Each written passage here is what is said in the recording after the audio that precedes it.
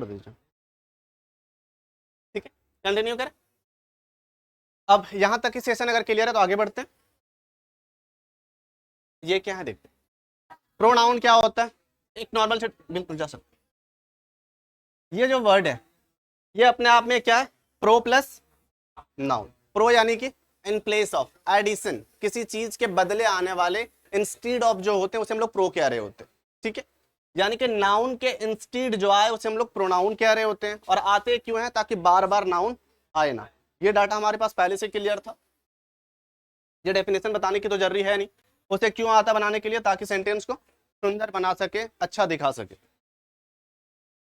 Types of pronoun क्या होते हैं, प्रोनाउन के कितने टाइप्स होते हैं, ठीक है, बहुत नहीं है, 10 है, ठीक है।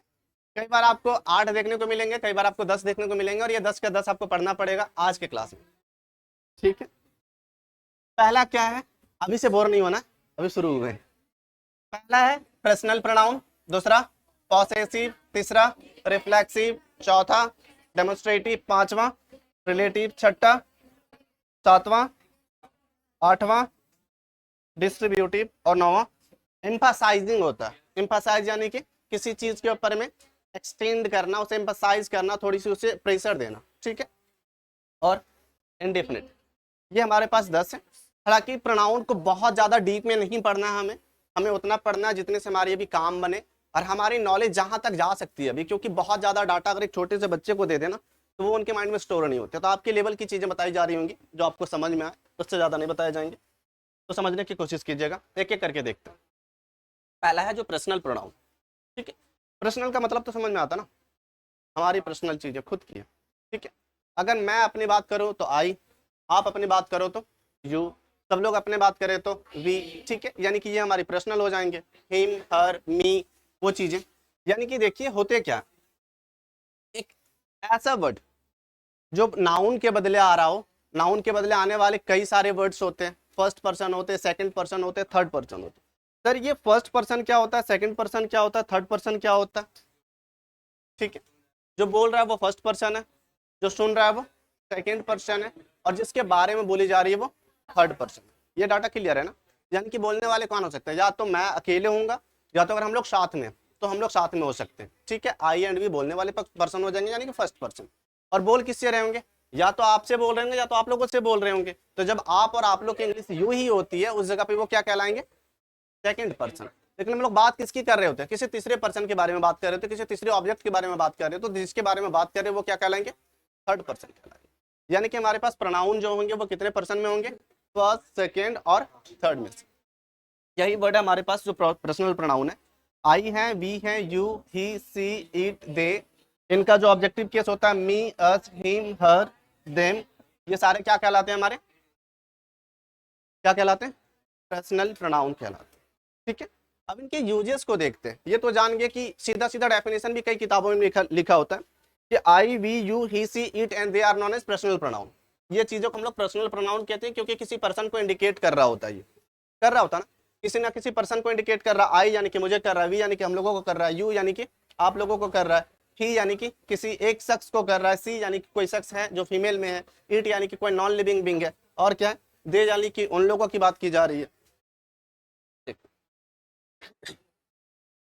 अब पर्सनल प्रोनाउन होते क्या, इनके जो केस होते हैं वो भी चीजें जो होती है, जैसे कि हम लोग नाउन की केस पढ़े थे ना, उसी प्रकार से इस जगह पे भी तो केस होंगे, क्योंकि नाउन में भी हम लोग ऑब्जेक्टिव और सब्जेक्टिव देख रहे थे, और क्या बोल रहे थे कि जो प्रोनाउन आएंगे वो ऑब्जेक्टिव केस में आएंगे। तो प्रोनाउन का ऑब्जेक्टिव केस क्या होता है, वो किस तरीके से काम कर रहे होते हैं, उनके पॉसेसिव केस क्या होता है, पॉसेसिव में कैसे काम कर रहे होते हैं, उन चीजों को देखते हैं।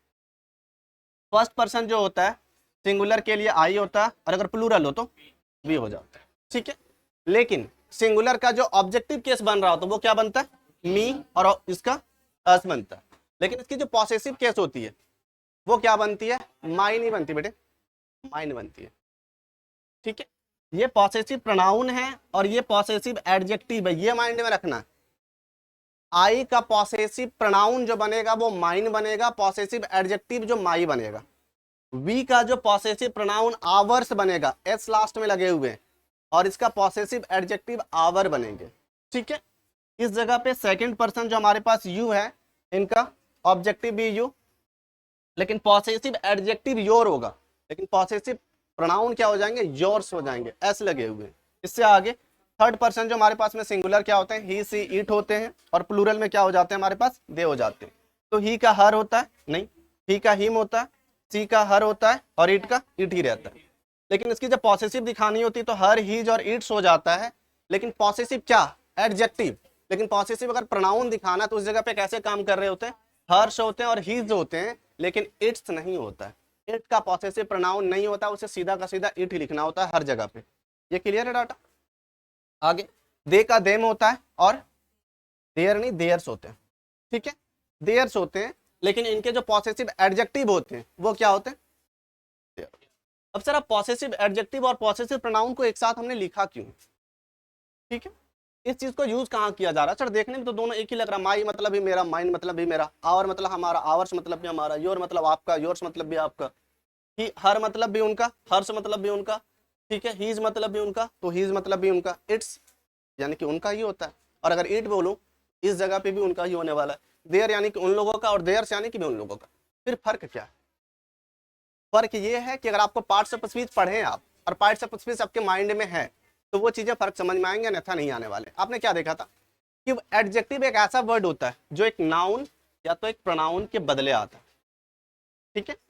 एडजेक्टिव एक ऐसा वर्ड होता है जो एक नाउन या एक प्रोनाउन के बदले आता है, जबकि प्रोनाउन एक ऐसा वर्ड होता है, मैंने गलत बोल दिया, आपने भी गलत बोल दिया। एडजेक्टिव एक ऐसा वर्ड है जो नाउन या प्रोनाउन की विशेषता बताता है, यानी कि नाउन या प्रोनाउन के साथ में आएगा। वो किसी की विशेषता बताने के लिए उसके साथ में आना पड़ता है ना, यानी कि नाउन या प्रोनाउन के साथ में आएगा तो उसकी विशेषता बताएगा। लेकिन एक जो वर्ड है, जो प्रोनाउन है, वो क्या करता है, नाउन को हटा करके उसी जगह पे खुद से आ रहा होते हैं। यानी कि ये जहां यूज हो रहा होगा पॉसेसिव प्रोनाउन, उस जगह पे कोई नाउन नहीं आएंगे। ध्यान इधर रखे पहले, ठीक है। पॉसेसिव प्रोनाउन जहां आ रहे होंगे उस जगह पे कोई नाउन नहीं आएगा, ना ही उसके पहले ना ही उसके जस्ट बाद में, जस्ट में नहीं आने चाहिए। लेकिन यह ये जहां आने वाला है वो एक नाउन या तो एक प्रोनाउन को लेकर के आएगा, क्योंकि जिसकी विशेषता बताएगा वो तो साथ में आने वाले हैं। यही फर्क होता है। आप अगर ऐसे लिखना चाहो, एक सेंटेंस में बताता हूं, ठीक है, 2 सेंटेंस है।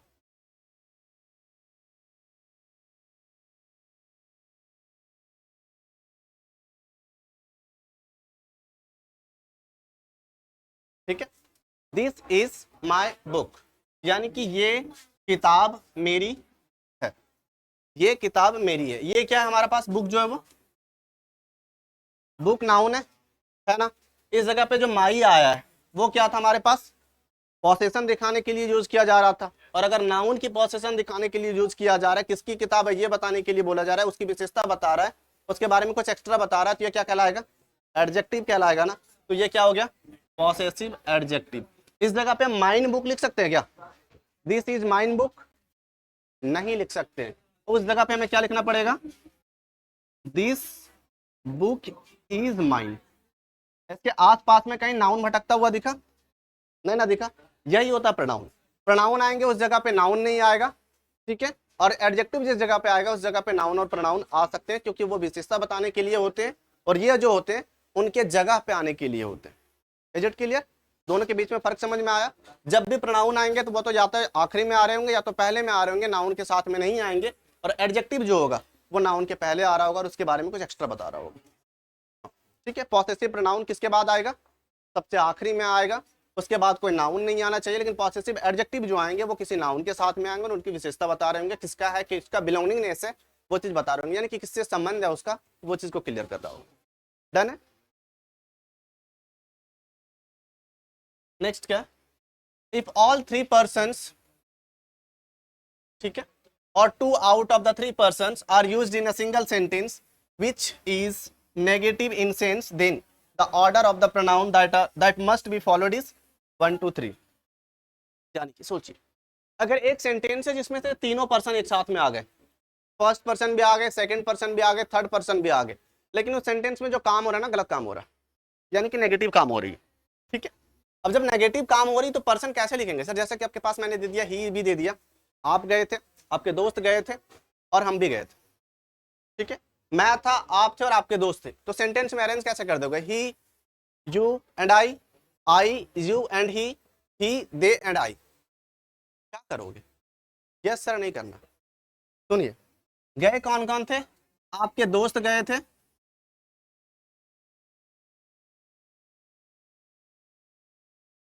ठीक है, आपके दोस्त गए हुए थे, मैं भी गया हुआ था, मैं परेशान नहीं कर रहा था आप लोगों को, और आप लोग भी गए थे, और इस जगह पे जो कांड हो रहे थे वो गलत हो रहे थे, ठीक है।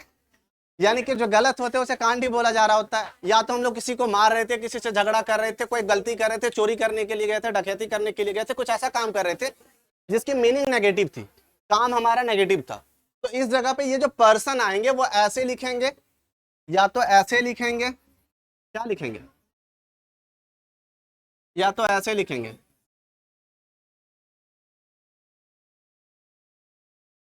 कैसे लिखेंगे, थर्ड वाला सही। देखिए, भारत की परंपरा को जानते हैं, क्या होता है, अतिथि देवो भव, होते हैं ना। यानी कि अगर कोई गलती हुई है तो सबसे पहले मैंने की, माफी मांगी जाती है ना, माफी मांगी जाती है। यानी कि कोई भी गलती हुई, अगर हमारे घर के कोई गेस्ट भी आकर के गलती की, क्या बोलते हैं, हमसे गलती हो गया, माफ कर दीजिएगा, यानी कि ठीक है, इस काम में गलती हुआ है। इस जिस जगह पे गए हुए थे, हाँ ईंट का बदला पत्थर लगा सकते हैं आप, उस जगह पे बंदूक भी आ जाते हैं सामने से, तो वो चीजें नहीं यूज कर सकते। जनरेशन भले बदला पर इंसान वही है। देखिए ये रूल क्या है कि अगर आपके सेंटेंस में गलती हुई तो वही फंडा को अपनाना, अतिथि देवो भव। गलती हुई है तो सबसे पहले हम आ जाएंगे, और गलती नहीं हुई है तो सबसे पहले वो आ जाएगा जो काम करने गया था। अच्छा काम हुआ तो उस जगह पे वो आएगा, लेकिन इस जगह पे गलती हुई है तो माफी मांगने के लिए हम आएंगे कि नहीं, चोरी करने के लिए हम गए थे, ठीक है, आप गए थे और वो भी गए हुए थे। लास्ट में जो यहाँ है नहीं उनके बारे में लास्ट में बोलना, ऐसा नहीं कि थाने में गए सबसे पहले बोलेंगे सर पहले वो तो गया था, ठीक है, ये चीजें नहीं करनी है। प्रोनाउन का जो सेंटेंस बन रहा होगा उसके मुताबिक अगर कोई सेंटेंस में तीनों पर्सन एक साथ में आते हैं, ठीक है, और वो सेंटेंस में नेगेटिव काम हुआ हो तो उसके यूजेस कैसे किए जा रहे होंगे, पहले हम थे, फिर आप थे, और फिर से वो जो लास्ट में इस जगह पे नहीं प्रेजेंट है वो होंगे। अगर आप नहीं थे तो हम थे और वो थे, और अगर मैं ना था तो आप थे और वो थे, लेकिन वो लास्ट में होंगे। Is it clear? यानी कि कोई ऐसा सेंटेंस जिसमें तीनों पर्सन एक साथ में आता तो पर्सन का ऑर्डर क्या होगा, फर्स्ट सेकेंड थर्ड, जब काम नेगेटिव किए जा रहे हो तो, ठीक है। जैसे कि देखिए, I you and he are guilty and will be punished. मैं, आप और वो सारे लोग निर्दोष नहीं, गिल्टी यानी कि दोषी है, ठीक है, और दोषी हैं तो सारे लोगों को पनिशमेंट मिलने वाला है। नेक्स्ट देखिए क्या, the order that is to be followed while using plural pronoun they, we, you are 1 2 3। यानी कि जब एक साथ में तीन प्रोनाउन आएंगे, प्लूरल प्रोनाउन आएंगे। प्लूरल प्रोनाउन क्या होते हैं, जिसमें से एक से ज्यादा लोग होते हैं, जैसे कि यू में से एक से ज्यादा होते हैं, वी में से एक से ज्यादा होते हैं, दे में से एक से ज्यादा होते हैं। तो इनको यूज करने का जो पैटर्न होता है वो भी 1 2 3 होता है। वी यानी कि फर्स्ट पर्सन है, गेट बंद कर दीजिएगा, वो सब हल्ला करेंगे।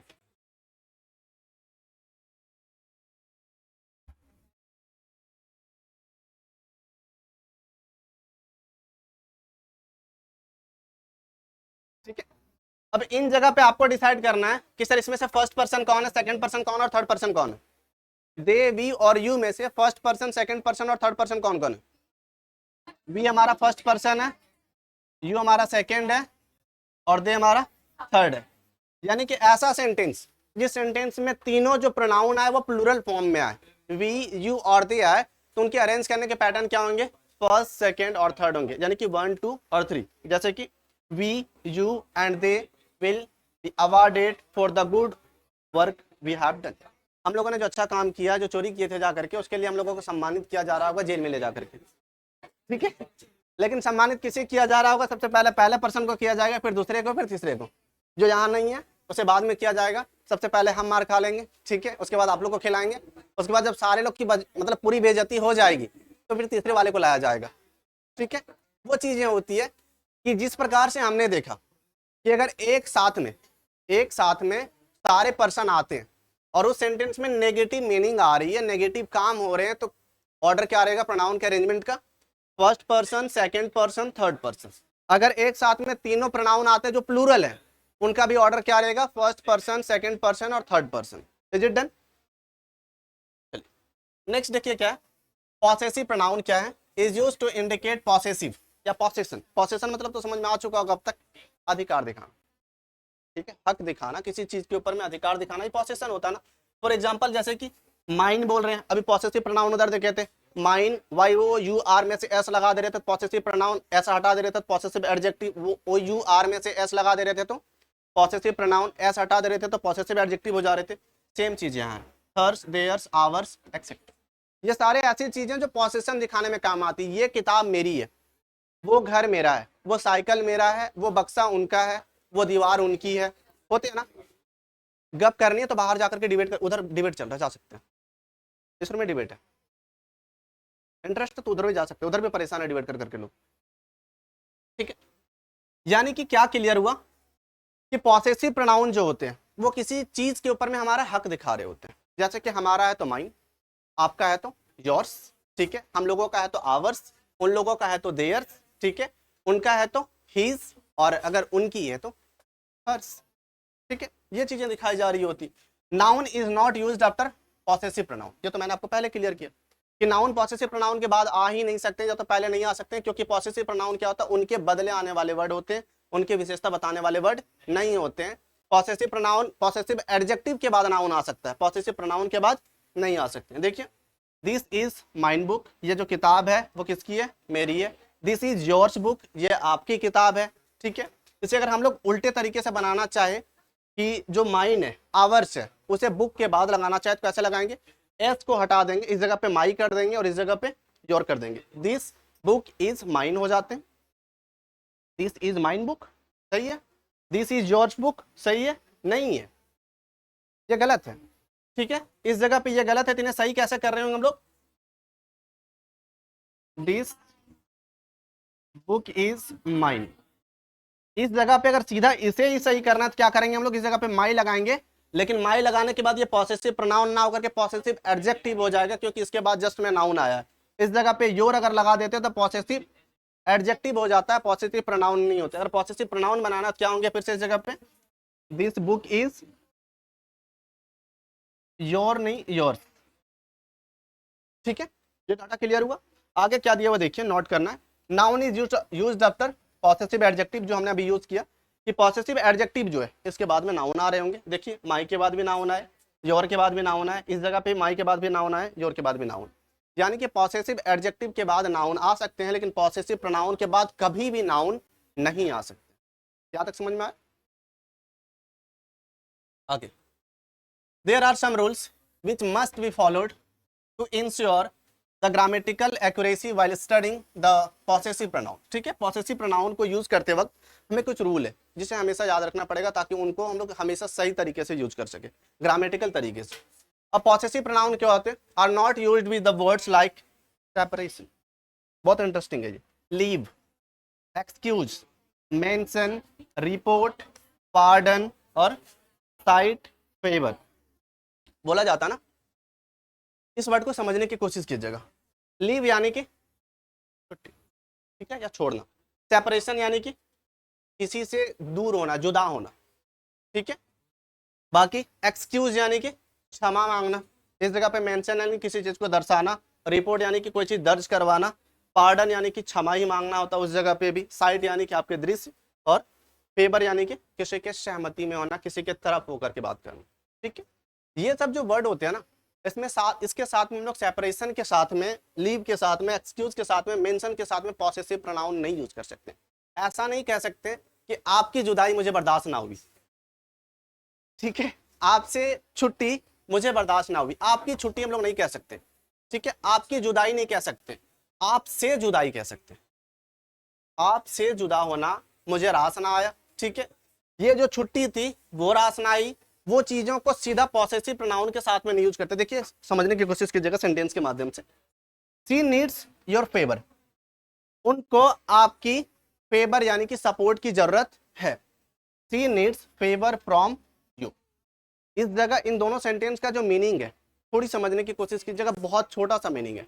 ठीक है, बहुत छोटा सा डिफरेंस है, अगर चूक गए तो नहीं समझ में आएगा। एक जगह लिखा हुआ है शी नीड्स योर फेवर, उन्हें आपकी मदद की जरूरत है, और आपकी मदद नहीं होती है, आपसे मदद होती है। होती है ना, आपकी जुदाई नहीं होती है, आपसे जुदाई होती है। आपकी छुट्टी नहीं होती, आपसे छुट्टी होता है, ऑफिस से छुट्टी ली जाती है, ऑफिस की छुट्टी थोड़ी ली जाती है। ठीक है, एक्सक्यूज क्षमा, आपकी क्षमा थोड़ी होगी, आपसे क्षमा चाहिए। मेंशन यानी कि आपकी दरसाहट नहीं, आपसे दरख्वास्त लिखवाने, आपसे रिकॉर्ड लिखवाने, आपसे क्षमा मांगने, आपकी साइट नहीं, आपके नजर से बोली जा रही है और आपके फेवर यानी कि आपकी सहमति से। समझ में आ रहा है? यानी कि इस जगह पे ये जो देखने में सही लग रहा है ना, ये बिल्कुल भी गलत है।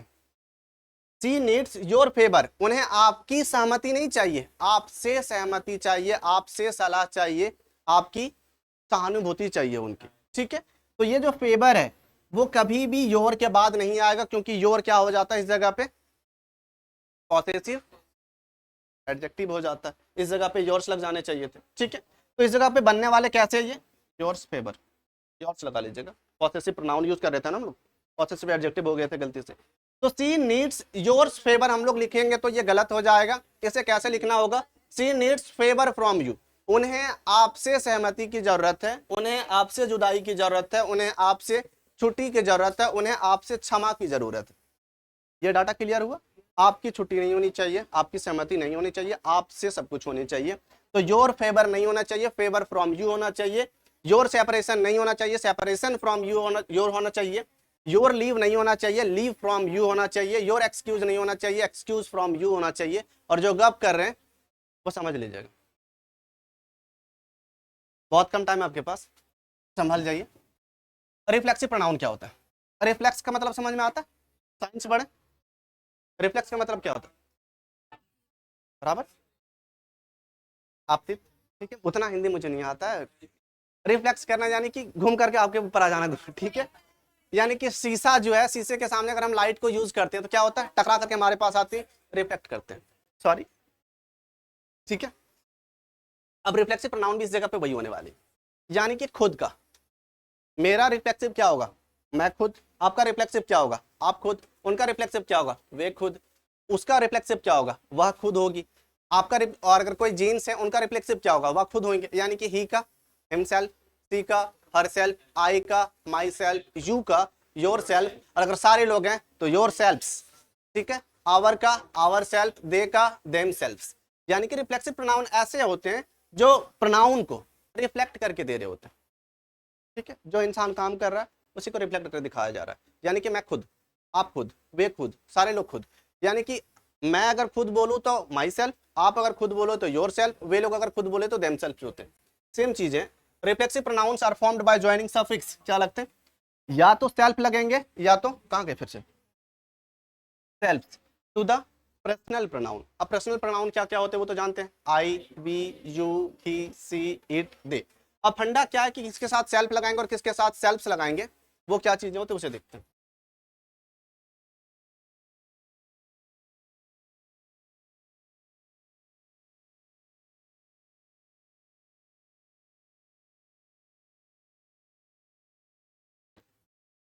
चलिए सोचिए किनके साथ सेल्फ लगने वाले और किनके साथ सेल्फ्स लगने वाले। दो वर्ड है ना आपके पास, सेल्फ और सेल्फ्स।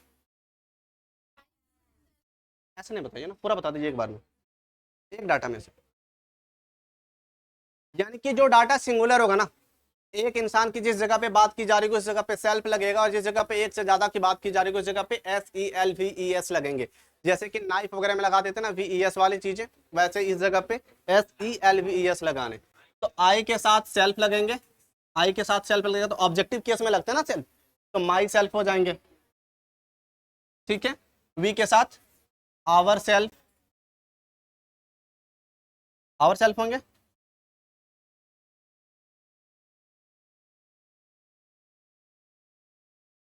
समझ में आया क्यों है, एक से ज्यादा इंसान है इसलिए आवर सेल्फ लगेंगे। यू का आप योर सेल्फ भी लिख सकते हो और योर सेल्फ्स भी लिख सकते हो। योर सेल्फ तब लिखोगे जब अपने बारे में खुद बात करो अकेले होकर के, और अगर एक से ज्यादा इंसान आप लोग में से हैं तो क्या लिखेंगे, योर सेल्फ्स लिखेंगे। इस जगह पे ही का हिम सेल्फ, सी का हर सेल्फ, इट का इट सेल्फ, और दे का दे सेल्फ नहीं, देम सेल्फ्स, ठीक है। यानी कि जब प्रॉपर प्रोनाउन एक सिंगुलर वर्ड होगा तो उस जगह पे सेल्फ लगाएंगे, और जब वो प्लूरल हो जाएगा तो सेल्फ लगा करके यूज कर रहे होंगे। समझ में आया रिफ्लेक्सिव प्रोनाउन, इसके यूजेस देखते हैं, ठीक है। Reflexive pronouns are not used as subject unless a noun is proceeded about it. एक नाम सुने होंगे, इंग्लिश बोलने की चुल मची होती है ना हम लोगों के अंदर में, कि इंग्लिश बोल देते हैं, गलत बोलना सही बोलना कोई चीज़ से मतलब हमें नहीं होती है। अब एक सिंपल सा वर्ड होता है जो सबसे पहला स्टार्टिंग जो करता है वही गलती कर देते हैं इंग्लिश का। ऐसा होता है ना कि कुआं कूदने जा रहे हैं, तैरना ही नहीं आ रहा, वो चीज़ें हो जा रही है। सबसे पहला चीज़ें क्या होती है, लिमिट में रहे, लिमिटेशन जरूरी है, ठीक है। सबसे पहले क्या चीज़ें होती है कि सर माई सेल्फ, स्टार्ट करते हैं ना, माई सेल्फ अर्नब गोस्वामी करते हैं। अब माई सेल्फ जब यूज कर रहे हैं ऐसे इंट्रोड्यूस करते हैं ना, माई नेम इज करता बहुत सारे लोग, दिस इज करता बहुत सारे लोग, लेकिन बहुत सारे लोग ये यूज कर रहे होते हैं माई सेल्फ राजा राम मोहन राय कर रहे होते हैं। यानी कि अगर माई सेल्फ यूज करते हैं, आवर सेल्फ यूज करते हैं, हिम सेल्फ यूज करते हैं, इट सेल्फ यूज करते हैं, वो सारी चीजें गलत होते हैं। इंग्लिश की सबसे पहली चीज ये है कि जो रिफ्लेक्सिव प्रोनाउन है एक सब्जेक्ट की तरह कभी नहीं काम कर सकता, समझ में आया। रिफ्लेक्सिव प्रोनाउन एक सब्जेक्ट की तरह कभी नहीं काम कर सकता। अगर मुझे बोलना ही माई सेल्फ है तो उसके पहले ये लगाना होगा आई माई सेल्फ। अगर हम लोग बोलेंगे वी आवर सेल्फ, ठीक है, अगर वे लोग बोलेंगे तो दे देम सेल्फ, अगर आप लोग बोलोगे तो यू योर सेल्फ लगाने होंगे। यानी कि उसके पहले हमें प्रॉपर प्रोनाउन का यूज करना होगा, उसके बाद रिफ्लेक्सिव प्रोनाउन यूज होंगे। सीधा रिफ्लेक्सिव प्रोनाउन सब्जेक्ट नहीं बन सकता। इस रूल का मतलब यही है। देखिए आई माई सेल्फ हम यूज कर सकते हैं, सीधा माई सेल्फ यूज करेंगे तो वो गलत हो जाएंगे। अगर आप लिखना चाहते हो तो यू योर सेल्फ लिख सकते हो।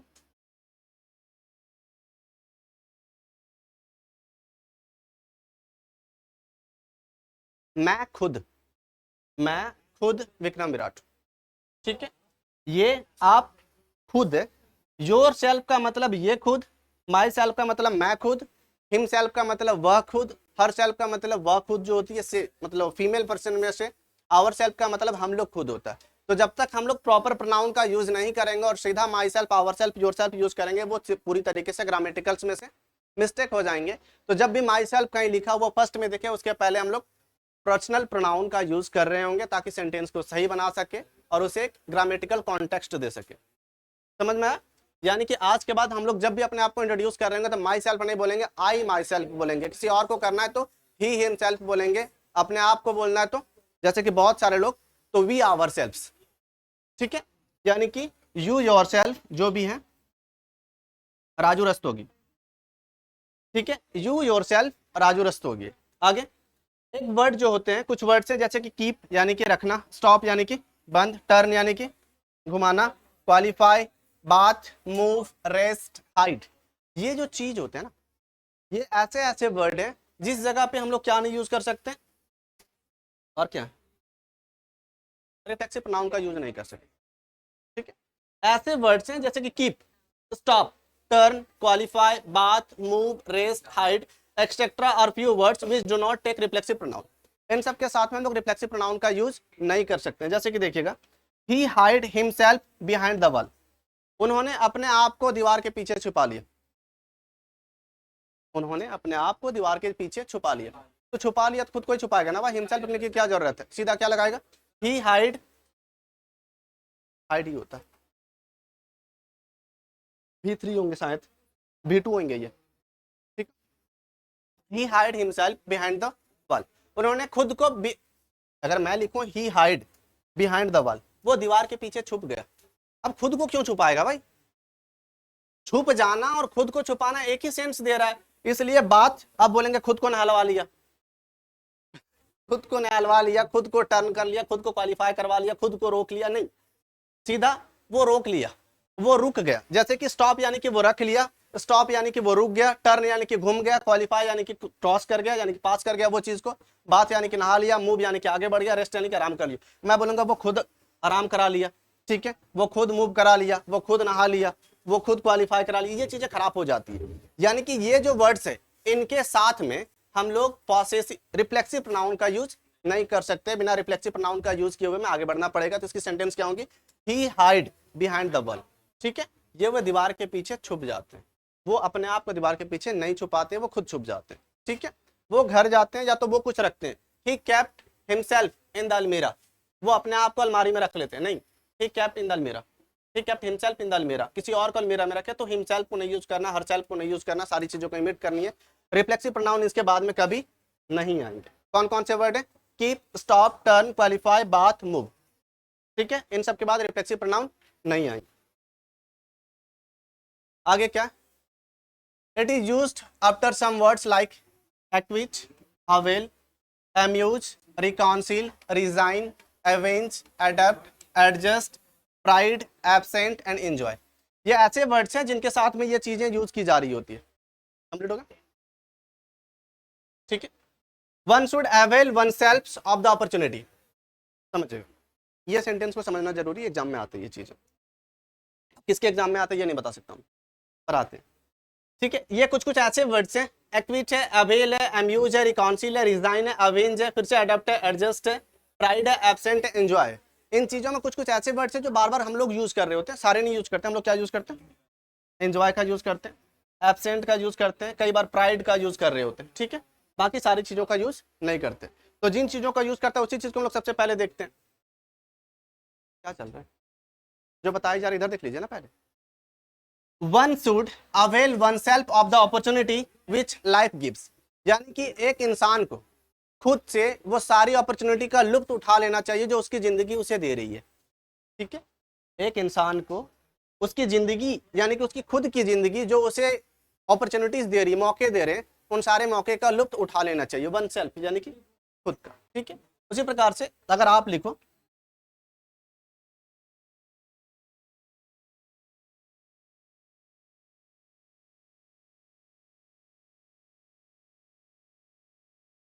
आपने जो पार्टी को एंजॉय किया, आप ऐसे लिखते हो ना, आई एंजॉयड द पार्टी, मैंने पार्टी को मजे किया, नहीं, आई enjoyed my self in the party, मैंने खुद मजा किया पार्टी में जाकर के। पार्टी का मजा मैंने थोड़ी लिया, खुद मजा किया ना मैंने। वो चीजें सेंस देनी होती है कि I enjoyed my self in the party कर सकते हैं, ठीक है।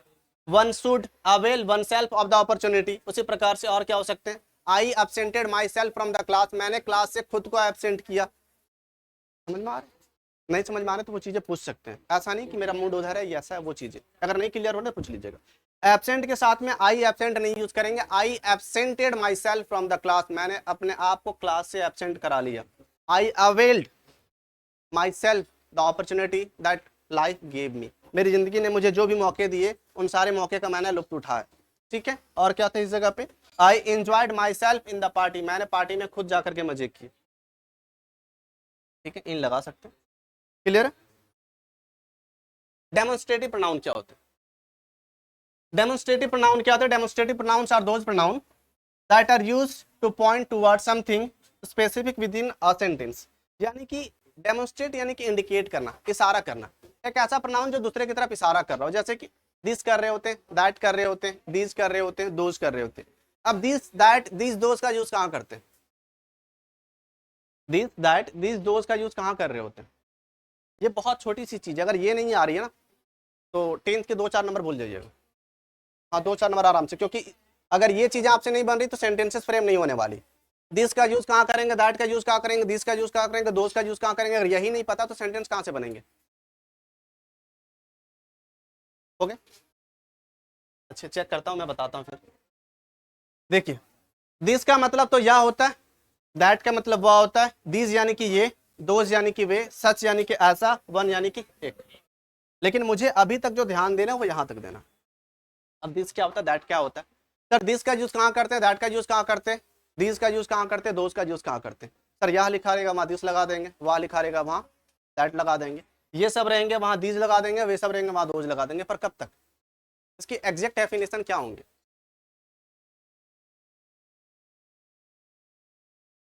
अच्छा नजदीक के लिए दैट,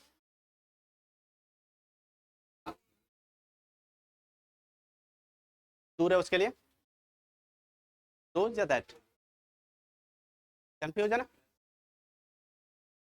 कंफ्यूजन दूर करते हैं। सिंगुलर और प्लूरल क्लियर है, दूर और नजदीक क्लियर है, दोनों चीजें क्लियर है, ठीक है। यानी कि जो चीजें ज्यादा दूर पे रखी होती है उसे दूर वाली चीजें बोली जा रही थी, जो नजदीक होती है उसे नजदीक बोली जा रही थी। एक चीज होती है उसे सिंगुलर, एक से ज्यादा उसे प्लूरल बोला जा रहा है। यानी कि अगर एक चीज हमारे से नजदीक में है तो हम इसे दिस कह करके बुला रहे होते, ठीक है। और एक चीज अगर हमसे दूरी पे रखी हुई तो हम लोग दैट कह करके बुला रहे होते, इशारा जो दे रहे होते। जैसे कि ये, तो मैं क्या बोलूंगा, इसे यह बोलूंगा ना, उसी जगह पे ये मार्कर अगर उस टेबल पे रखा रहे तो मैं क्या बोलूंगा, वह बोलूंगा। लेकिन एक से ज्यादा मार्कर अगर हमारे पास है तो क्या बोलेंगे, ये बोलेंगे, ये सब। और अगर यही सारे मार्कर दूर में रखे हुए क्या बोलेंगे, वे सब। यानी कि डाटा क्या क्लियर हुआ कि यदि एक चीज हमारे नजदीक हो तो दिस का यूज करेंगे इंडिकेट करने के लिए, एक चीज हमसे दूरी पे रखी हुई तो दैट का यूज करेंगे इंडिकेट करने के लिए, और एक से ज्यादा चीजें अगर हमारी नजदीक हो तो दीज का यूज कर रहे होंगे, और एक से ज्यादा चीजें अगर हमसे दूरी में रखी हुई है तो दोज का यूज कर रहे होंगे। यहां तक कंफ्यूजन है? This, that, this, those. एक चीज अगर नजदीक हो तो दिस का यूज, एक चीज अगर हमसे दूरी पे रखी हो तो दैट का यूज करेंगे। यहाँ क्लियर है? एक से ज्यादा चीजें अगर हमारी नजदीक में हो दीज का यूज करेंगे, दिस नहीं दीज, ठीक है। और एक से ज्यादा चीजें अगर हमसे दूरी पे रखी हुई तो दोज का यूज करेंगे। अब अगर दीज और दोज है तो इनके साथ में तो आर लगने वाले, क्योंकि ये प्लूरल है, और दिस और दैट सिंगुलर है तो इसके साथ में इज लगने वाले। ये डाटा क्लियर है? अगर इतना समझ में आ रहा है तो बहुत अच्छा। रिलेटिव प्रोनाउन क्या होता है? रिलेटिव यानी कि रिलेशन दिखाना, ठीक है। A relative pronoun is one which relates a clause or a phrase to a noun or a pronoun। यानी कि ऐसा हो वर्ड होता है जो एक नाउन, एक प्रोनाउन को, एक फ्रेज को आपस में जोड़ने के काम में आता है, जैसे कि who, which, that बोलते हैं ना। He is the same person whom I met yesterday। ये वही पर्सन जिससे मैंने कल मिला था। I ate that same apple on the last day। मैंने वही सेब को पिछले दिन खाया था। तो वो जो दैट है वो ऐड करने के काम कर रहा है, विच है वो ऐड करने का काम कर रहा है, हु है जो ऐड करने का काम कर रहा है, रिलेट करने का काम कर रहा है ना। एक फ्रेज को, एक नाउन को आपस में से, उस सेव से वो पूरा फ्रेज को जोड़ा ना, वही सेव है, वही सेब है जो मैंने खाया था। तो मैंने जो खाया था एक फ्रेज हो गया, और वही सेब है, ये एक हमारा नाउन हो गया। और इन दोनों को आपस में जोड़ने के काम में कौन आ रहा है? दैट आ रहा है या तो विच आ रहा है। तो ये दोनों क्या कहलाएंगे? हमारे रिलेटिव प्रोनाउन कहलाएंगे। देखिए हु और विच, होम जो है यह किसके साथ में यूज किए जाते हैं? ह्यूमन के साथ में यूज किए जा रहे हैं। जैसे कि ही इज द बॉय, यह लड़का है, हु टीचेस इंग्लिश लैंग्वेज, वो क्या करते हैं? इंग्लिश लैंग्वेज पढ़ाते हैं। यानी कि एक फ्रेज तो हमारे पास यहां से यहां हो गया कि वह एक लड़का है, वह लड़का है, करते क्या है? पढ़ाते हैं English language, teaches English language, लीजिए पढ़ाते हैं इंग्लिश लैंग्वेज। तो इंग्लिश लैंग्वेज जो पढ़ाने की शौक है, या तो जो पढ़ाने वाला शख्स है वो ये है, और हमारा फ्रेज नंबर 2 ये है। Clause number 1, clause number 2, phrase number 1, phrase number 2, word 1, word 2, इन दोनों को जो आपस में जोड़ता है उसे क्या कहते हैं हम लोग? कंजक्शन कह रहे होते हैं, या तो प्रीपोजिशन कह रहे होते हैं। फ्रेज को जोड़े उसे प्रीपोजिशन, फ्रेज को जोड़े, फ्रेज को जोड़े उसे प्रीपोजिशन, और जो क्लाउज को जोड़े उसे कंजक्शन कह रहे होते हैं। कितना डाटा क्लियर है? इस जगह पे ये जो हु है वो क्या कर रहा है? इन दोनों क्लाउजेस को आपस में जोड़ रहा है, या तो एक क्लाउज को, ये तो एक फ्रेज को एक वर्ड से जोड़ रहा है, एक नाउन से जोड़ रहा है। तो यही शख्स है ना जो इंग्लिश पढ़ाता है, ये वही लड़का है जो इंग्लिश लैंग्वेज पढ़ा रहा होता है, ठीक है। इंग्लिश लैंग्वेज को पढ़ाने वाले वर्ड यानी कि हु है, तो रिलेट करने के लिए ह्यूमन बीइंग चाहिए होता था। इस जगह पे अगर नॉन लिविंग थिंग होता, अब इंग्लिश लैंग्वेज पढ़ाता तो रोबोट तो पढ़ा नहीं रहा होगा, कोई इंसान पढ़ा रहा होगा। इंसान पढ़ा रहा है, उसके लिए मैंने क्या यूज किया? हु यूज किया। मैं होम भी यूज कर सकता हूँ ऑब्जेक्टिव केस में से, इस जगह पे सब्जेक्टिव केस था इसलिए मैंने क्या यूज किया? हु। हु का ऑब्जेक्टिव क्या होता है? होम होता है। जैसे कि आई का ऑब्जेक्टिव क्या होता है? मी होता है, वी का अस होता है, सेम उसी प्रकार से, ठीक है। आगे सब्जेक्टिव पता ही नहीं चलते। सब्जेक्टिव ऑब्जेक्टिव तो आसानी से पता चल रहे होता है ना, जब काम कर रहा हो तो सब्जेक्ट है, जब उसके ऊपर काम हो रहा है तो वो ऑब्जेक्टिव केस में से चले जा रहे होते हैं। विच इज, ये जो वर्ड है विच है। अभी हमने क्या देखा था ऊपर में? हु और हुम। हु और हुम का यूज करते हैं एक फ्रेज को जोड़ने के लिए, एक क्लाउज को जोड़ने के लिए, जब लिविंग बीइंग के जगह पे ह्यूमन बीइंग हो, उस जगह पे नॉन लिविंग नहीं हो। जब ह्यूमन बीइंग हो, ह्यूमन बीइंग हो तो क्या यूज करते हैं? हु और हुम यूज करते हैं। विच का यूज कहाँ करते हैं? हर जगह पे यूज करते हैं, एक्सेप्ट क्या होते हैं? Human being. हु और हुम का यूज ह्यूमन बीइंग के साथ में करते हैं, और विच का यूज सिर्फ ह्यूमन बीइंग को छोड़ करके सबके साथ करते हैं। यानी कि दोनों को क्या बोलते हैं? इसको क्या पढ़ते हैं आप लोग?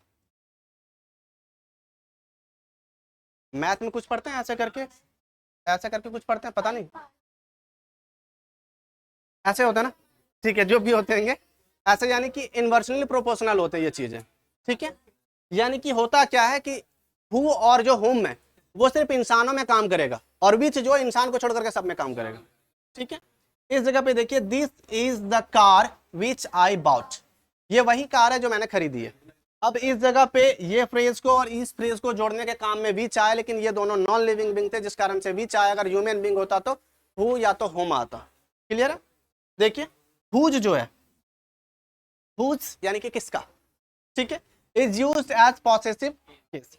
किसी का पॉसेशन दिखाना हो, किसका है तो आम सी बात है, पॉसेशन दिखाना, मेरा, आपका, उनका, वे लोगों का, तो पॉसेशन दिखाने काम में आता है। तो हुज जो होता है वो पॉसेशन दिखाने के काम में आता है। इस जगह पे देखिए दीज आर द चिल्ड्रेन, ये वो बच्चे हैं हुज फादर हैड डाइड, ये वो बच्चे हैं जो अनाथ हो चुके हैं, जिनके बाबूजी एक्सपायर कर जा चुके हैं, ठीक है। तो हुज यानी कि इनके पोसेशन दिखाया जा रहा है ना, बच्चों का पोसेशन दिखाया जा रहा है, उनके बाबूजी का पोसेशन दिखाया जा रहा है, यानी कि ये पोसेशन किनका दिखाया जा रहा है, हुज फादर, यानी कि इन बच्चों का अधिकार की बात की जा रही है ना, इन बच्चों की हक थी, इन बच्चों के पापा के बारे में बात की जा रही है। तो वो चीज है जिस जगह पे पोसेशन दिखाने की बात की जा रही है उस जगह पे हुज का यूज किया जा रहा होता है, ठीक है। अगर नॉन लिविंग बीइंग हो, ह्यूमन को छोड़ करके सारी चीजें हो, तो विच का यूज किया जा रहा होता है, और अगर ह्यूमन बीइंग हो तो हु और हुम का यूज किया जा रहा होता है। इफ अ ह्यूमन बीइंग, अब कॉन्ट्राडिक्ट करेगा मीनिंग, समझने की कोशिश कीजिएगा। एक पहला जो था वो हु और हुम था, जिसे ह्यूमन बीइंग में यूज करते थे। विच जो था वो ह्यूमन को छोड़ करके सबके साथ में आ रहे थे, और हुज जो था वो पॉसेसिव केस को दर्शाने के लिए यूज करता था। लेकिन इस जगह पे देखिए क्या दिया हुआ है कि एक ऐसा सेंटेंस हो जिसमें से human being, non living things और एनिमल एक साथ में आ जाए, ठीक है।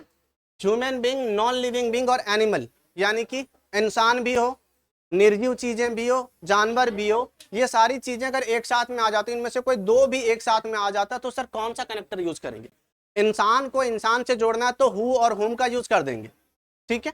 इंसान और इंसान को जोड़ना तो हु और हुम का यूज कर देंगे। नॉन लिविंग है तो विच का यूज कर देंगे। पोसेशन दिखाना तो हुज का कर देंगे। पर सर एक जगह पे इंसान है, दूसरे जगह पे नॉन लिविंग बीइंग है, पहला जगह पे नॉन लिविंग है तो दूसरे जगह पे इंसान है, इसे कैसे जोड़ेंगे? इन चीजों को जोड़ने के लिए जो वर्ड यूज किया जा रहा है तो वो तो दैट होता है, ठीक है। समझ लीजिए, टेस्ट में अगर मार्क्स कम आए ना तो सोच लीजिए, जितने प्यार से बताया जा रहा है उतना प्यार से समझिए, और अगर ना समझ में आ रहा है तो उतने प्यार से पूछिए भी, ठीक है। A human being, a non living being, a animal, ये तीनों में से अगर दो भी साथ में आते या तीनों साथ में आते तो उनको कनेक्ट करने के लिए जो वर्ड आएंगे वो कौन से आने वाले? दैट आएंगे, ठीक है। देखिए द गर्ल, क्या ये ह्यूमन बीइंग है, और हर पेट, उनके जो जानवर है वो भी ह्यूमन बीइंग है, पेट होंगे तो कोई जानवर होने वाले हैं, ठीक है। यानी कि ये एनिमल है। That I saw last week are missing, गायब हो गए सारे, ठीक है। यानी कि देखिए इस जगह पे क्या है, एक ह्यूमन बीइंग है ना, और इस जगह पे क्या है, एक एनिमल है। और इन दोनों जब साथ में आए तो इनके साथ में जो जोड़ने वाले कनेक्टर की तरह काम कर रहे हैं, ठीक है, वो दैट यूज आए। लेकिन अगर सिर्फ ह्यूमन बीइंग होते तो क्या लगते? हु लगते। अगर सिर्फ नॉन लिविंग बीइंग होता तो क्या लगता? विच लगता। लेकिन दोनों जब साथ में आया तो क्या लग गया? दैट लग। आफ्टर सुपरलेटिव डिग्री, अब सुपरलेटिव डिग्री क्या होता है? नहीं पता? मैंने कल बताया है, परसों बताया है, हर रोज मैंने बताया। एक इंसान के बीच में अगर कंपैरिजन, एक इंसान के बीच में कंपैरिजन नहीं होता, एक इंसान की बात की जाए वो अच्छा लड़का, तो वो क्या हुआ? Positive degree. दो इंसानों के बीच में बात की जाए तो कंपैरेटिव डिग्री, और अगर सबसे अच्छा है तो सुपरलेटिव डिग्री, ठीक है। अब अगर सुपरलेटिव डिग्री है उसके बाद में हम लोग दैट का यूज करते हैं। कहीं भी अगर सेंटेंस में सुपरलेटिव डिग्री आता है तो उसके साथ में हम लोग दैट का यूज करते हैं कनेक्ट करने के लिए। देखिए, it is the most beautiful creature, यह सबसे खूबसूरत क्रिएचर है जितने क्रिएचर मैंने आज तक देखे हैं, that I have ever seen. तो मैंने ये दैट का यूज क्यों किया? ये मोस्ट ब्यूटीफुल के कारण किया, और ये मोस्ट ब्यूटीफुल क्या है? सुपरलेटिव डिग्री है। Is it done? जब भी सुपरलेटिव डिग्री आएंगे उसके साथ में अगर हमें कनेक्टर का यूज करना पड़े, प्रोनाउन का यूज करना पड़े, रिफ्लेक्सिव प्रोनाउन का यूज करना पड़े, तो क्या यूज कर रहे होंगे? रिफ्लेक्सिव नहीं, पॉजिटिव प्रोनाउन जो भी है उन्हें यूज करने के लिए हम लोग दैट का यूज कर रहे हैं कनेक्टर के तौर पे, ना कि हु, ना कि विच, ना कि होम, कोई चीज नहीं यूज करेंगे, सीधा और सीधा दैट यूज करेंगे। तो दैट कहाँ कहाँ यूज होगा? यदि human being, non living being और एनिमल एक साथ में आते हो, यदि सुपरलेटिव डिग्री आता हो तो उनके बाद हम लोग दैट का यूज कर रहे होंगे। और word like everything, nothing, anything, the only, the few, the little, the same, इन चीजों के बाद में भी दैट का यूज किया जा रहा होगा, ठीक है। जैसे कि I gave him the few pen that I had bought, मैंने उनको कुछ कलमें दे दी जो मैंने खरीदी थी। तो इस जगह पे जो का क्या यूज हुआ? दैट हुआ। इस जगह पे जो का हम लोग विच नहीं यूज कर सकते। क्यों नहीं यूज कर सकते? क्योंकि हमने इस जगह पे क्या यूज किया? फ्यू का यूज किया। ये वर्ड जो है, अगर ये फ्यू नहीं होता, I gave him pen that I had bought, उस जगह पे हम लोग विच आई हैड बॉट भी यूज कर सकते हैं क्योंकि नॉन लिविंग था। लेकिन मैंने इस जगह पे द फ्यू का यूज किया, और the few, anything, nothing, everything अगर आते हैं तो उनके साथ में क्या आएंगे? दैट। कंफ्यूजन है? कंफ्यूजन? नो सर नहीं। देखिए, अगर सीधा नॉन लिविंग बीइंग आता है तो हम लोग विच यूज कर सकते हैं आसानी से। इस जगह पे अगर मैं द फ्यू को हटा देता हूं, आई गेव हिम, मैंने उसे कलम दिया जो मैंने खरीदा था। तो I gave him pen that I had bought, मैंने उन्हें कलम दिया जो मैंने खरीदा था। लेकिन अगर मैं द फ्यू लगाता, मैंने उन्हें कुछ कलम दिए जो मैंने खरीदा था, तो ये जो द फ्यू है वो क्या है, इन वर्ड्स के बीच में आते हैं, और इन वर्ड्स के बाद में हमेशा क्या आ रहे होते हैं, दैट का यूज किया जा रहा होता है, विच का नहीं किया जा रहा होता। ऐसे अगर हम चाहे तो इस जगह पे दैट भी लगा सकते हैं और विच भी लगा सकते हैं। विच हम लोग तब लगा सकते हैं जब इसे हटा देंगे, समझ में आया? और दैट कब लगाएंगे, जब ये वर्ड हमारे साथ में लगे रहेंगे। क्लियर है? आगे ये चीजें तो मुझे शायद बताने की जरूरत नहीं। इंटेरोगेटिव में तो मैंने बताया था, इंटेरोगेटिव जो वर्ड्स होते हैं क्वेश्चन पूछने के काम में आते हैं, लेकिन ये प्रोनाउन है, यानी कि ऐसे प्रोनाउन जो क्वेश्चन पूछने के काम में आते हैं वो क्या कहलाते हैं, इंटेरोगेटिव प्रोनाउन। जैसे कि क्या है, हु है यानी कि कौन, विच यानी कि किसे, होम यानी कि कौन, हुज यानी कि किसको, वेयर यानी कि कहाँ, वाई क्यों, ठीक है, और व्हेन कब। इन चीजों का यूज हम लोग ज्यादातर क्वेश्चन यूज करने में करते हैं। जैसे कि WH वर्ड पढ़े थे ना, वर्ब के यूज करते वक्त, सेंटेंसेस जब बनाई जा रही थी WH वर्ड में से, यानी कि वैसा प्रोनाउन जो क्वेश्चन पूछने के काम में आया उसे हम लोग क्या कहते हैं, इंटेरोगेटिव प्रोनाउन कह रहे हो। आगे रेसिप्रोकल प्रोनाउन क्या होते हैं, pronoun that shows mutual relations are called reciprocal pronoun. ये पॉइंट को समझ लीजिएगा, इस पॉइंट से आपके टेस्ट में भी क्वेश्चन रहने वाले, और भी जगह पे क्वेश्चन रहने वाले। इन फ्यूचर अगर आप पढ़ोगे तो आपके पास वहां भी क्वेश्चन रहने वाले। रेसिप्रोकल का मतलब क्या होता है, म्यूचुअल रिलेशंस। फेसबुक चलाते हो? चलाते हो? इतने सीधे बच्चे तो हो नहीं, मैं जानता हूँ। फेसबुक के बारे में सुने? अच्छा, मोबाइल देखे आप लोग जिंदगी में? किसी और के हाथ में देखे होंगे? ठीक है, गलत चीज है, छूइएगा नहीं। फेसबुक कैसा दिखता है? ब्लू कलर का दिखता है। चलिए ठीक है, सुनिए, मैं जान रहा हूँ क्या है नहीं है, सबके बारे में जानता हूँ, पर सुनिए। जैसे कि पहले समझ तो ले, मैंने बोला ना ग्रामर पढ़नी है, भावना नहीं पढ़नी, भावनाओं में नहीं बहना, ग्रामर पढ़ना है। तो भावना की तरफ ना जाए, मैंने जो पूछा उसकी सीधी जवाब दीजिए, उससे कॉन्टेक्स्ट है वो चीज को समझते हैं। जैसे कि हम लोगों ने वर्ब को समझने के लिए स्टेटस का यूज किया था व्हाट्सएप वाली चीज से, तो वो ज्यादा समझ में आई थी। उसी प्रकार से इस जगह पे फेसबुक से यूज करते हैं म्यूचुअल फ्रेंड। सुने ना, फेसबुक में म्यूचुअल फ्रेंड होते हैं। जैसे कि आपने किसी के आईडी पे जाकर के क्लिक किया, उसमें से दिखाते हैं 35 mutual friend, 40 mutual friend, 125 mutual friend, 2 mutual friend, 3 mutual friend करते हैं ना। म्यूचुअल फ्रेंड होते क्या, एक ऐसे जो आप दोनों के बीच में सेम है, आप भी जानते हो वो भी जानते हैं, यानी कि ईच अदर वाली बातें आती है ना, हम भी उनको जानते हैं वो भी उनको जानते हैं, ये मेरे भी फ्रेंड है वो उनके भी फ्रेंड है, वो म्यूचुअल होता है। ठीक है, अब परस्पर यानी कि ऐसी चीजें जो हम में और आप में कॉमन है वो होते हैं म्यूचुअल। अब इस जगह पे जो रेसिप्रोकल है वो सेम फंडा वही कर रहा है फेसबुक वाला। लास्ट बेंच, चाहे तो कल से क्लास से उठ करके आप लोग जा सकते हैं पहले भी, ठीक है। आपकी अगर क्लास हिंदी वाली जो भी चलती है वो खत्म हो जाए, जिन बच्चों को इंटरेस्ट नहीं वो सीधा उठ करके घर चले जाइएगा, आराम से रेस्ट कीजिए, ठीक है। बाकी बात, लाइफ में वो जो बेरोजगारी का आलम दिख रहा है ना आजकल, 80% बेरोजगारी की आलम हुई है, तो कल 90 होंगे, परसों 100 होंगे, और लड़के लोग का क्या, काटी फैक्ट्री चले जाएंगे। लड़कियां का क्या है, कहीं ना कहीं कुछ कर ही लेंगे। तो अपने लाइफ को सुंदर बनाने के लिए, सॉरी फॉर दैट, अपने लाइफ को एक स्टेज देने के लिए, तो उसके लिए आपको मेहनत करने पड़ेंगे, स्ट्रगल करने पड़ेंगे। ऐसे लापरवाह की तरह रहोगे तो लापरवाही रह जाओगे। और वैसे भी बिहार बोर्ड की सरकार की गलती है, मैं हर बार कहूंगा कि इंग्लिश सब्जेक्ट को उन्होंने प्रायोरिटी नहीं दिया। संस्कृत की कोई वैल्यू नहीं भारत में, भले हमारी भाषा संस्कृत है, भले हमारी भाषा हिंदी है, पर अहमियत कहीं नहीं है। एक नौकरी पाने के लिए हमें इंग्लिश जाना ही पड़ता है, इंटरव्यू देने के लिए हमें इंग्लिश जाना ही पड़ता है। हाँ बोल देंगे इंग्लिश की क्या मतलब है, जाओ ना प्राइवेट कंपनी में जॉब लेने के लिए, 5000 की जॉब करवाएगा, 8 घंटा काम करवाएगा, 8 घंटा 10 घंटे इंटरव्यू दोगे तो पास करवाएगा। बिना इंटरव्यू का कोई उपाय नहीं है। फिर वही हथौड़ी करना बचला जो है, गाड़ी धोओगे, पार्किंग करोगे, ये सारी चीजें कर बैठोगे। और बिजनेस ही कितने करोगे आप, बिजनेस के लिए आपके पास स्कोप तो है नहीं, कितनी प्रॉपर्टी आपके पास है, नहीं है। तो वो चीज को सोचो कि अपने आप को एक स्टेबल पोजीशन दे, उसके बाद बिजनेस करे, फिर से आगे बढ़े। अब देखिए हमारे पास जो रेसिप्रोकल प्रोनाउन होते हैं वो क्या होते हैं, ईच अदर होते हैं और वन अनदर होते हैं। और सर ये दोनों वर्ड जो आपस में सेम दिख रहे, एक जगह पे ईच अदर है, एक जगह पे वन अनदर है।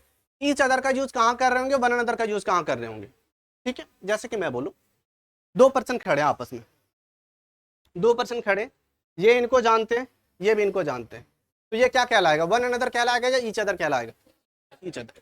यानी कि 2 पर्सन अगर आपस में कोई चीज बांट रहे हैं, या 2 पर्सन आपस में एक दूसरे को जान रहे हैं, किसी भी चीज की 2 पर्सन के बीच में बात हो रही है तो ईच अदर कहलाएगी।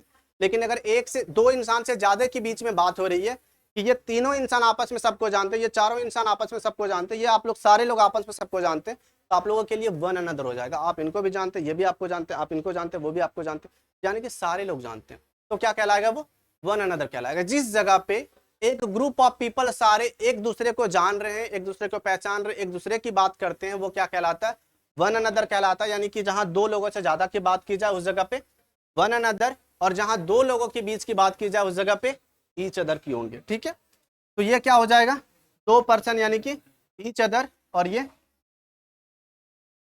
नहीं, दो से प्लस जो होंगे उस जगह पे वन अनदर का यूज किया जा रहा होगा। समझ में आया? जिस जगह पे दो लोगों की बात की जा रही है उस जगह पे ईच अदर, जिस जगह पे दो से ज्यादा लोगों की बात की जा रही है उस जगह पे वन अनदर। एग्जांपल देखोगे,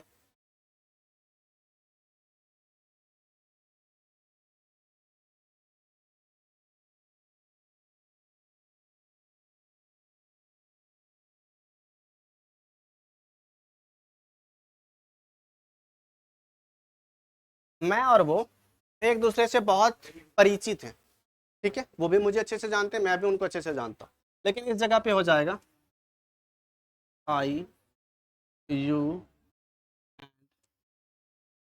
दे are well known to one another. समझ में आया? यानी कि जिस जगह पे हमारे पास दो पर्सन आपस में जानने की बात हो रही थी, दो पर्सन की बात की जा रही थी, उस जगह पे ईच अदर का यूज किया गया, और दो पर्सन से ज्यादा थे। देखिए इस जगह पे आई भी है, यू भी है और दे भी है, ये दो से ज्यादा पर्सन है, इन तीनों को जोड़ने के लिए क्या यूज किया गया वन अनदर दिखाया गया। यानी कि रिसिप्रोकल प्रोनाउन में अगर दो पर्सन आते हैं तो ईच अदर, दो से ज्यादा आते हैं तो वन अनदर का यूज किया जा रहा होगा। डिस्ट्रीब्यूटिव यानी कि बांटना, ये तो जानते हैं डिस्ट्रीब्यूटिव प्रोनाउन मतलब क्या होता है, कोई भी चीज को स्प्लिट करना। अब स्प्लिट कैसे कर रहे होंगे, pronoun which is used to separate a person और thing from a group of person और थिंग, यानी कि वैसी चीजें जो एक पर्सन एक चीज को एक ग्रुप ऑफ पर्सन और थिंग से अलग करे। जैसे कि भीड़ से एक इंसान को बाहर निकाल लिया जाए, किसी चीज को एक बंडल से बाहर कर लिया जाए, किसी चीज को किसी डब्बे में रखी हुई चीजों से बाहर कर लिया जाए, यानी कि उसके समूह से उसे बाहर निकाल देना, वो क्या कहलाता है डिस्ट्रीब्यूटिव प्रोनाउन कहला रहा होता है। देखिए कैसा होता है, each of, either of, neither of, one of, any of. अब कैसे करते हैं, each of the boy is intelligent, एक एक प्रत्येक लड़के तेज है। अब मैंने ऐसा नहीं बोला कि सारे तेज है, मैंने सारा बोलता तो वो एक ग्रुप बन जाता, पर मैंने प्रत्येक की बात की, यानी कि ये भी तेज है, वो भी तेज है, वो भी तेज है, वो भी तेज है, यानी कि प्रत्येक एक एक इंसान की बात की जा रही। मैं बोला neither of them is intelligent, ठीक है, इनमें से कोई भी ऐसा बंदा नहीं है जो इंटेलिजेंट है, यानी कि ये भी इंटेलिजेंट नहीं है, वो भी नहीं है, वो भी नहीं है, वो भी नहीं है, यानी कि प्रत्येक इंसान की बात की जा रही है, पूरे ग्रुप में से एक एक को निकाल करके बात की जा रही है, हो रहे ना, प्रत्येक की बात की जा रही है। आगे वन, वन का तो मतलब समझ में आता है कि पूरे समूह में से एक की बात की जा रही है। एनी यानी कि पूरे समूह में से कोई एक के बारे में, कोई के बारे में बात किया जा रहा है। ऐसी चीजें जो ग्रुप से एक पर्सन या तो एक थिंग निकाल करके उसके बारे में बात करें उसे क्या कहते हैं हम लोग डिस्ट्रीब्यूटिव प्रोनाउन कहते हैं। समझ में आया? डिस्ट्रीब्यूट यानी कि बांटना, अब बांट ही रहे ना, जैसे कि इन चीजों को हम लोग बांटे निकाले हुए, सारे लोगों को अलग अलग से बांट दिया, नाइदर कर दिया, आइदर कर दिया, वन कर दिया, एनी कर दिया। आगे इनडेफिनिट प्रोनाउन क्या होते हैं, इनडेफिनिट का मतलब पता होता है, असीमित जो होते हैं, जो चीजें निर्धारित नहीं होते उसे इनडेफिनिट कह रहे होते हैं। Indefinite pronoun are those pronoun that are used in general sense and have no definite relationship। ऐसा pronoun जो हम लोग जनरल सेंस में यूज करते हैं लेकिन उसके डेफिनेट pronoun मतलब मीनिंग कोई चीजें होती नहीं है, कोई चीज डेफिनेट नहीं होती। जैसे कि मैं बोलूँ एनी, सम, सम बोलूँ तो सम का मतलब समझ में आता है कितना उसके अंदर में नहीं है, कुछ मैं बोल रहा हूँ। सम वाटर, तो एक गिलास पानी भी हो सकता है, एक बाल्टी पानी भी हो सकता है, एक तालाब पानी भी हो सकता है। समुद्र के पानी को बोलते हैं ना कुछ पानी उसमें से है, नदी के पानी को बोलते कुछ पानी उसमें से, गिलास के पानी को बोलते कुछ पानी। यानी कि अमाउंट कुछ का मतलब तो निर्धारित नहीं है, इनडेफिनिट है वो चीजें। तो वैसे चीजों को हम लोग क्या कह रहे होते हैं, इनडेफिनिट प्रोनाउन कह रहे होते हैं, जिस जगह पे चीजें निर्धारित नहीं हो। जैसे कि one, none, all, many, both. ठीक है, अब देखते हैं एनी और ऑल का जो यूज होता है वो सिंगुलर में भी किया जा रहा होता है, प्लूरल में भी किया जा रहा होता है। अब देखिए कैसे किया जा रहा होता है, all the glitters is not gold, सारी चमकती हुई चीजें सोने नहीं होते हैं। इस जगह पे देखिए मैंने ऑल लगाया, ऑल यानी कि सारी की बात की है, लेकिन इसके साथ में मैंने ईच का यूज किया। ठीक है, ये सिंगुलर की तरह रिएक्ट किया इस जगह पे, सारी चमकती हुई चीजें, यानी कि वो एक एक चीजों की बात कर रही है कि जो भी चमक रही है, ये भी चमक रहा है, वो भी चमक रहा है, ये भी चमक रहा है, ये भी चमक रहा है ना, ये बल्ब जो है वो चमक रहे हैं, तो क्या ये सोना है? नहीं। तो हर चमकती हुई चीजें सोने नहीं होते, वो चीज बात कर रहा है, यानी कि प्रत्येक चीज की बात कर रहा है। और उसी जगह पे अगर मैं बोलूं कि all of us have clear the examination, हम लोगों ने सारे लोगों ने एग्जाम को क्लियर कर दिया। क्या प्रत्येक की बात की जा रही है? नहीं की जा रही प्रत्येक की, इस जगह पे पूरे ग्रुप की बात की जा रही है कि सारे लोगों ने एग्जाम क्रैक कर दिया, और इस जगह पे एक एक चीज की बात की जा रही थी जिस जगह पे इज का हुआ। एक डायलॉग सुनेंगे ना 3 इडियट में, all is well, all is well. All तो हमें क्या दिख रहा है? 3 इडियट था ना वो मूवी का नाम। ऑल इज वेल का मतलब क्या होता है? ऑल तो हमारा था, सब कुछ ठीक है, लेकिन सब कुछ में एक एक चीज को इंडिकेट किया गया था, ये भी ठीक है, वो भी ठीक है, वो भी ठीक है, जिस कारण से ऑल को क्या माना गया था? ऑल का मतलब सब होता है, ऑल का मतलब सब होता है, ये तो समझ में आता है। और सब क्या होता है? प्लूरल दिख रहे होते हैं। लेकिन अगर मैं ऑल के अंदर वो पार्टिकुलर चीजों को बाहर करके निकाल के देखो तो एक एक चीजें दिख रही होती है ना। ऑल इज वेल यानी कि उनमें से जो भी चीजें सारी एक एक करके ठीक है, कोई चीज खराब नहीं है। ऑल द ग्लिटर्स, जो भी चमक रही है, बालू पे चमकने वाली सिलिकॉन होती है, लाइट में चमकने वाले वो जो रेडियंट होते हैं, वो सारी चीजें सोने नहीं होते। एक एक चीज की बात की जा रही है तो वो सिंगुलर, और अगर पूरी समूह की बात की जा रही है तो ऑल प्लूरल की तरह काम कर रहा होगा। समझ में आया? बहुत का मतलब क्या होता है ये समझ में आता है? दोनों। बहुत का मतलब दोनों, सम का मतलब कुछ, मैनी का मतलब ढेर सारा, फ्यू यानी कि थोड़ा सा। ये सारी चीजें कैसे यूज किए जा रहे होते हैं? प्लूरल में किए जा रहे होते हैं। ऑल का यूज, एनी का यूज सिंगुलर और प्लूरल दोनों में होते हैं, जबकि बहुत, सम, मेनी और फ्यू का यूज सिर्फ और सिर्फ प्लूरल में हो रहे होते हैं। क्लियर हो रहे? प्लूरल और सिंगुलर तो पता है ना, एक से ज्यादा चीजें के बारे में। बोथ ऑफ देम, वो दोनों, ठीक है, आर गोइंग टू दिल्ली, वो दोनों दिल्ली जा रहे हैं। अब दो लोग जा रहे हैं तो आर लग गया, बोथ ऑफ देम था, यानी कि बोथ के कारण क्या लगा? इस जगह पे वर्ब जो है वो आर लगा, यानी कि प्लूरल वर्ब एग्री किया। अगर प्लूरल सब्जेक्ट है तो प्लूरल वर्ब लगेंगे। इस जगह पे ये प्लूरल होने के साथ में सिंगुलर प्रतीत हो रहा था समझ में से, जिस कारण से इसके साथ में वर्ब क्या लगे? सिंगुलर लगे। इस जगह पे पूरा का पूरा ऑल ऑफ अस यानी कि पूरा ग्रुप हमें क्या लग रहा था? प्लूरल लग रहा था, जिस कारण से यहाँ क्या लगा? हैव है, हैव यानी कि प्लूरल हो गए। ठीक है। सम ऑफ माई फ्रेंड्स, मेरे कुछ दोस्त, यानी कि एक दोस्त की बात नहीं कर रही, एक से ज्यादा। कुछ यानी कि अगर एक होता तो वन बोलते, ठीक है, वन ऑफ माई फ्रेंड, एक दोस्त, या तो बहुत सारे दोस्त क्या बोलते हैं? सम ऑफ माई फ्रेंड्स, यानी कि बहुत सारे दोस्तों में से कुछ दोस्त ऐसे हैं जो कहीं जा रहे हैं। ठीक है।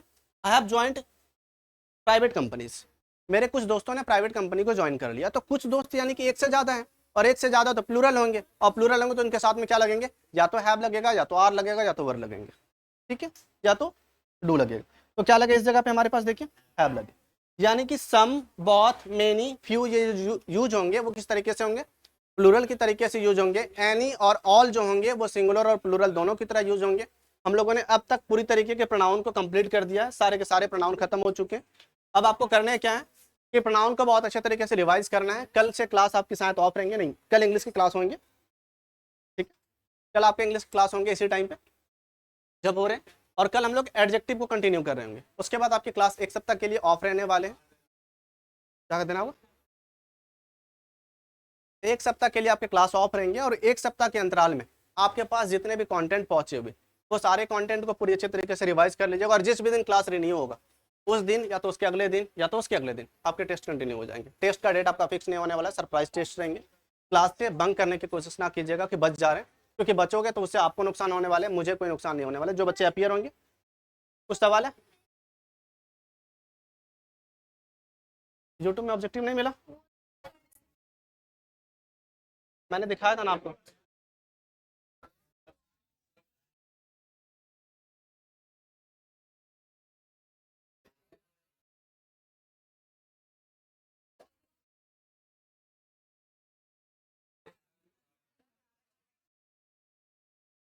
तारक मेहता देखना है?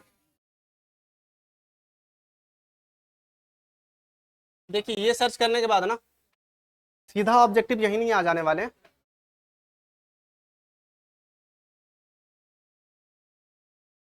देखिए ये जो कम्युनिटी लिखा हुआ है, इस कम्युनिटी पे क्लिक कीजिएगा ना तो आपके पास सारे ऑब्जेक्टिव है ना। इसी में से आपको टिक करते चले जाना है। इस समय जाकर के आपको बस क्लिक करने, अगर आपके सही होंगे तो आपके पास सही वाले ऑप्शन आ जाएंगे, अगर गलती कर रहे हो तो वो भी चीज़ें पता चले जाएंगे। अगर नीचे वाले कुछ ऑप्शन है जिसमें से 90% 80% करके जो सही गए वो सारे सही है, कुछ में से ऐसे हैं, हालांकि मैंने अब इंप्रूव कर दिया। आप सही करोगे या गलत करोगे आपको पता चल जाएगा तुरंत ही। आप जैसे क्लिक करोगे वो डाटा क्लियर हो जाएंगे। ठीक है, तो इन चीज़ों को अटेम्प्ट करते रहिए, इससे आपका प्रीपोजिशन, प्रोनाउन, वर्ब, एडवर्ब जो भी है वो सारी चीज़ें क्लियर होती चली जाएंगी। डन है? थैंक यू, फिर मिलते हैं नेक्स्ट क्लास में, तब तक रिवाइज करके आइए।